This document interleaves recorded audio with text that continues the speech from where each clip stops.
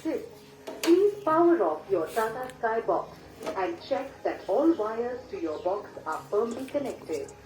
Post this, select the product and then Tata Sky power যদি off আপোনালোকে your box. এই প্ৰব্লেমটো কেতিয়াবা দেখা পায়, এই আপোনাৰ সহজতে টেকনিচিয়ান মতাকে ঘৰতেও নিজে সলভ কৰিব পাৰিব। গতিকে এইটো সলভ কৰিবলৈ হ'লে আপোনালোকক মই প্ৰচেছটো সম্পূৰ্ণ বুজাই দিছোঁ। আপুনি দুটা প্ৰচেছত কামটো কৰিব পাৰিব। না আপুনি মেনুৱেলি আপুনি প্ৰথমতে আপুনি Power off your Tata Sky box. এই বুটাম ছেটিংছৰ বুটামটো দাবিব। তাৰপিছত লাহেকৈ আপুনি তললৈ আহি ছিষ্টেম ছেটিংছ বুলি বস্তু এটা পাব। ছিষ্টেম ছেটিংছত আপুনি অ'কে কোৱাৰ লগে লগে এটা তললৈ আহিব ছিগনেল টেষ্ট বুলি এটা অপশ্যন পাব। তাত অ'কে কৰি দিব।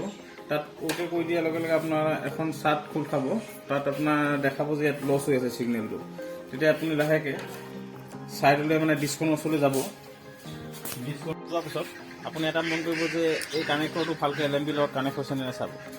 তাৰপিছত আপুনি লাহেকৈ এটা কথা মন কৰিব যে LMBটো এইটো পুনৰ থাকিব Tata Sky।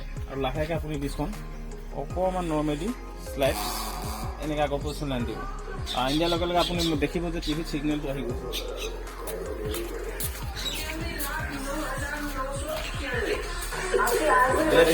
আপুনি নীলা কালাৰ বিপুল উঠি গৈছে, ছিগনেলটো আপোনাৰ সম্পূৰ্ণ পাই গৈছে। আপুনি লাহেকৈ এই বেক বুটামটো মাৰি দিব। তাৰপিছত আপোনাৰ দেখিব ছিগনেল আহিব। কেতিয়াবা ধৰক এইটো প্ৰচেছত যেনেকৈ আপোনালোকক মই দেখাই দিলোঁ, হয়তো কেতিয়াবা তেনেকৈ ছিগনেলটো আপোনালোকে মিলাব নোৱাৰিব পাৰে।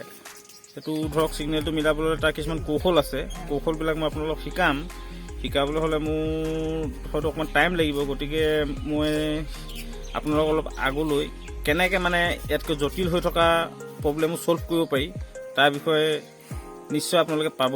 চাই থাকিব মোৰ ইউটিউব চেনেলটো। ধন্যবাদ।